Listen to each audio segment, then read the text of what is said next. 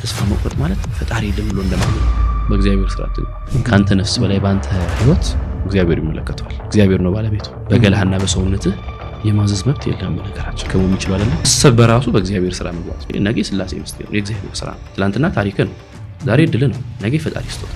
ወቀን የምንሰራቸው ኃጢያቶች አሉ፣ ሳናቅም የሰራናቸው ነገሮች አሉ። አዎ እግዚአብሔር መሐሪ ነው። አዎ እግዚአብሔር የበደልነውን ይቅር የሚል እኛ በደለን የሚክስ አምላክ ነው። ነገር ግን በልክ የሚሰፋ አምላክ ነው።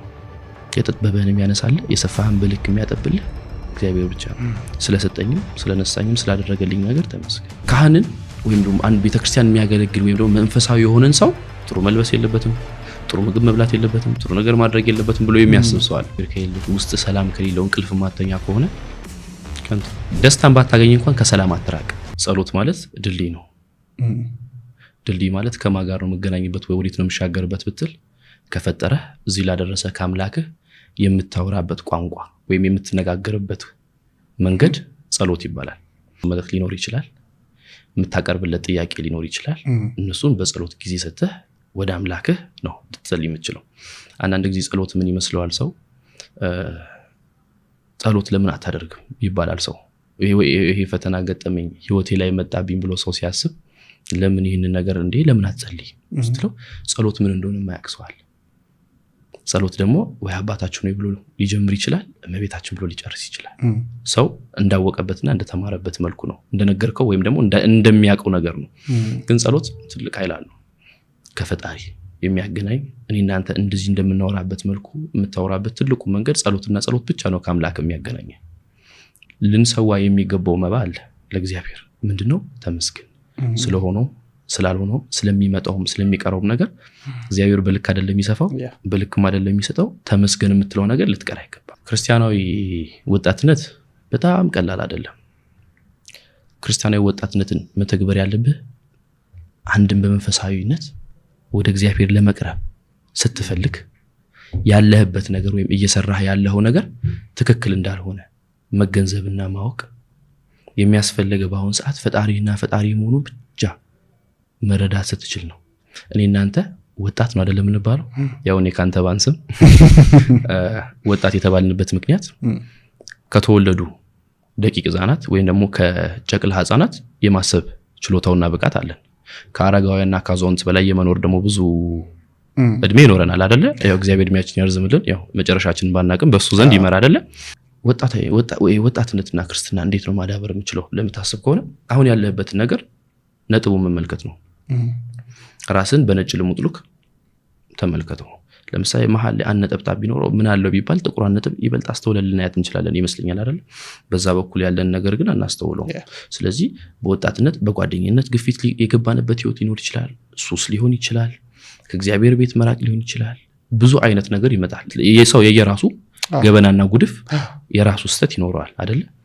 ስለዚህ አንድም ወጣት እስከሆነ ድረስ እኔ ሰራሁትን ስተት አንተ ባለመድገም አንተ ያመለጠ መጥፎ ቃል እኔ ባለመናገር መልካም አራያ የሚሆንን ሰው አራያ የሚሆንን መምህርን ማዘጋጀት አለብህ። እንኳን ማይሆን ቦታ ላይ ራሴን ላገኘው ይችላል ሳላስበው መልካም በትምህርት ሁኔታ የጥሩ የሆንኩኝ ሰው ሊሆን ይችላል።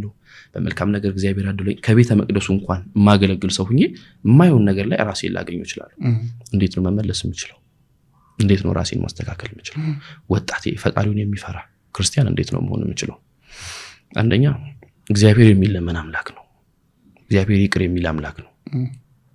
በትላንትና ወይም በሁኔታ ውስጥ የማይለካ የሚረዳ ሆኖ የተገኘ አምላክ ስላለ አንተ ለመዘጋጀት ወይም ለመስተካከል መመለሱን ከፈለከው እግዚአብሔር መንገዱን አዘጋጅቷል። እንዴት ነው ራሴን ማዳበር ያለብኝ? የሰራሁትን ስተት ባለመድገም የሚጸልይ ሰው በሚያስፈልገኝ ነገሮች ሳይሆን መጸለይ እንዳለብኝ ራሴን ማስተካከል፣ እግዚአብሔርን ማውራት፣ እግዚአብሔርን ጓደኛዬ ማድረግ እንዳለብኝ። አሁን ያለውበት ነገር እኔን እንዳልጠቀመኝ ወላጆቼን ላሳዝን ይችላል፣ ማህበረሰቤን ላስከፋ ላስቆጣ ይችላል። ስለዚህ መስተካከል እስካለብኝ ድረስ ጆርኒው የሚጀምረው ከዛሬ ነው። ለነገ ቀጠሮ ባለመስጠት ነገ አስተካክላለሁ ነገ ይሄንን ነገር አደርጋለሁ የሚለው ነገር ጊዜና እድሜን በመብላት በሲኦል ያሉ ነፍሳት እናንተ የምናወራትን ይችን ደቂቃ ቢያገኙት ርስተ መንግስተ ሰማያትን ያስከፍቱት ነበር፣ ይገቡም ነበር። ስለዚህ አሁን ያለችንን ሰዓት ያለችን ደቂቃ በእድሜ ላይ እድሜ በደቂቃዎች ደቂቃ በቀናቶች ቀናት በሳምንታት ሳምንት በወራቶች በአመታት እግዚአብሔር የሚሰጠን ከሆነ የነሳህ ዕድል አሁንም አለ።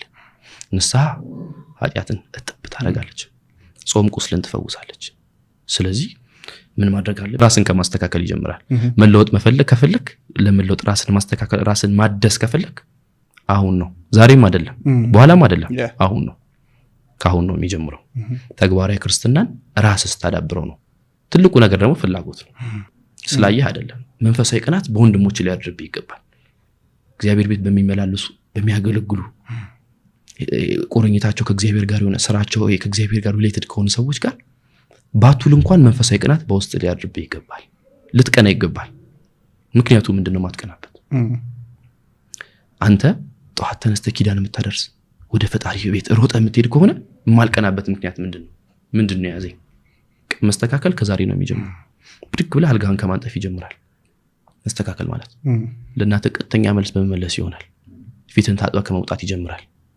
ለራስ ጊዜ ከመስጠት ከራስ ጋር መናበብን ከመሰለ ነገር ካለህበት አጉል ባህሪ ትላንት የጀመርከው ነገር ስለሆነ ነገ አይደለም ዛሬ ማቋረጥ እንደምትችል ጭንቅላትን ማሳመን አለብህ ላንተ ከእግዚአብሔር ቀጥሎ የሚያስፈልግህ አንተ እንደሆንክ መረዳት አለብህ ወጣቶች ብዙ ጊዜ እየገጠመኝ ያለው የሚያዩት ነገር ይሄ ሰው የለኝም በውስጥ የሰው ኖረኝ አይደለም ትልቁ ነገር እግዚአብሔር ከህይወቴ ወጣ የሚለው ነገር ነው የሰው ልጅ ወደ ኋላ እየጎተተ ወደ ኋላ ያስቀረን ያለው ነገር ፈጣሪን የመፈለግ ጆርኒ ህይወታቸው ውስጥ አለመኖሩ ቤተክርስቲያንም ስንመጣ በሰው ያየን ብቻ ስለሆነ መጥቼ ምንድነው ማድረግ ያለብኝ ስንመጣ እንኳን እኮ ስነ ስርዓት አለ ካለባበስ ይጀምራል ከቤት ይሶጣ ካለባበስ ይጀምራል አይደለ የሆነ ነገር ወይ የሆነ ቦታ ለመሄድ ያንን ቦታ የሚመስል ልብስ እንኳን ለብሰን እንወጣለን አይደለ ለራስ ጊዜ ከመስጠት ይጀምራል ሁሉም ነገር ጸሎት የማያስተካክለው በጾም የማይፈወስ ቁስል የለም ለዚህ ማን ነው ምክንያቱ እግዚአብሔር ሁሌ የሚቀርባይ ስለሆነ ራስን ከማስተካከልና ራስን ከማሳመን ነው የሚጀምረው ሁሉም ነገር ወጣትነት ማለት ዘመናዊነት ምንድነው ባህል ምንድነው ወግ ምንድነው ክርስትና ምንድነው የሚል ነገር ጠንቅቆና ሊያይቶ ማወቅ ይገባል ክርስትና የምትመስለው ሳይሆን የምትኖረው ህይወት ነው አይደለ ዘመናዊነት ማለት ምንድነው በዚህ ዘመን የሚደረግ ነገር ነው በዚህ ዘመን የሚለበስ ሊሆን ይችላል የሚታይ ነገር ሊሆን ይችላል እንጂ ዘመን ማለት አሁን ያለንበት ነገር ነው ይሄንንም ለብቻው ነጥብ አድርጎ ማየት ይገባል ስለዚህ ዘመናዊነት ምንድነው ዘመናዊነትን አስፍተን መለካት እንችላለን በኔም ባይለካ እኔ ልለካው የምችለው ግን በዚህ ዘመን ላይ የምናየው የምንሰማው መልካም ባልሆነበት ነገር ላይ እኔ ዘመናዊ ሰው መሆን የምችለው አሁን ላይ ራሴን ከክፉ ነገር ሳድርግ ብቻ ነው አንተ እንዳልከው ሶሻል ሚዲያ እንዴት መጠቀም እንችላለን አይደል ሶሻል ሚዲያ እንዴት ነው መጠቀም ያለው እጃችን ላይ አክሰሱ አለ በዚህ ዘመን ላይ ልንማርበት እንችላለን ልንጠፋበት እንችላለን ልናውቅበት ልንታዘብበት ልንተዛዘብበት እንችላለን ከሶሻል ሚዲያ ምን መማር አለብኝ ሶሻል ሚዲያ በብዙ አይነት ነገር ተነጥኗል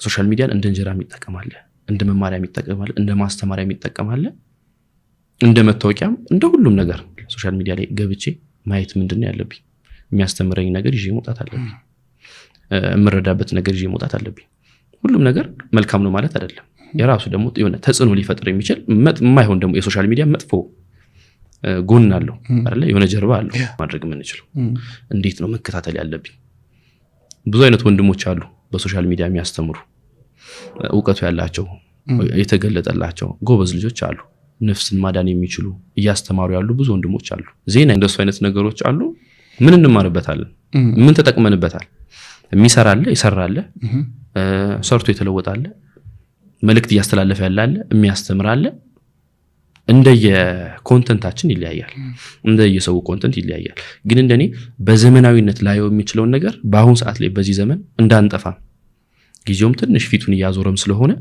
መልካም ነገር ብቻ ብንመለከትበት ካልሆነ ከታች ላለው ትውልድ ይከብደናል ወደ ታች ያለውን ትውልድ እኛ ካልተማርና እኛ ካልተረዳን ቀደም ለነገርኩ ወጣትነት ከታችም ካሉት ወደ ላይም ካሉት የማሰብ ብቃቱ እኛ ጋር ስላለ ያለው በጊዜ ለራሳችን ዘመናዊነት ማለት መዘመን ስለሆነ አውቆ መገኘትን የመሰለ ነገር የለም ማወቅ ስለሆነ መልካም ሳይዱን ብቻ ብንጠቀም ባይኔ ትልቁ ነገር እንደው በጉብዝና ወራት ፈጣሪን አስብ ነው እጅ ላይ ባለ ጊዜ ፈጣሪን አትርሰው ቀድሞ ወደ መጣንበት ብንመለስ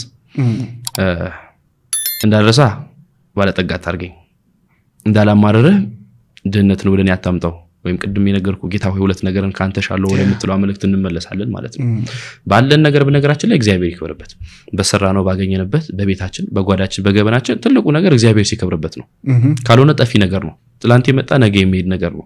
ዛሬ ላይ ያለ ትላንት የነበረ ዛሬ ያለ ነገም የሚቀጥለው አልፋና ኦሜጋ የሆነው ልጁ ብቻ ነው እና ባገኘህበት ነገር እግዚአብሔር ይከብርበት። በሰራው እጅ ላይ ባለብህ ነገር በሙሉ እግዚአብሔር ይከብርበት።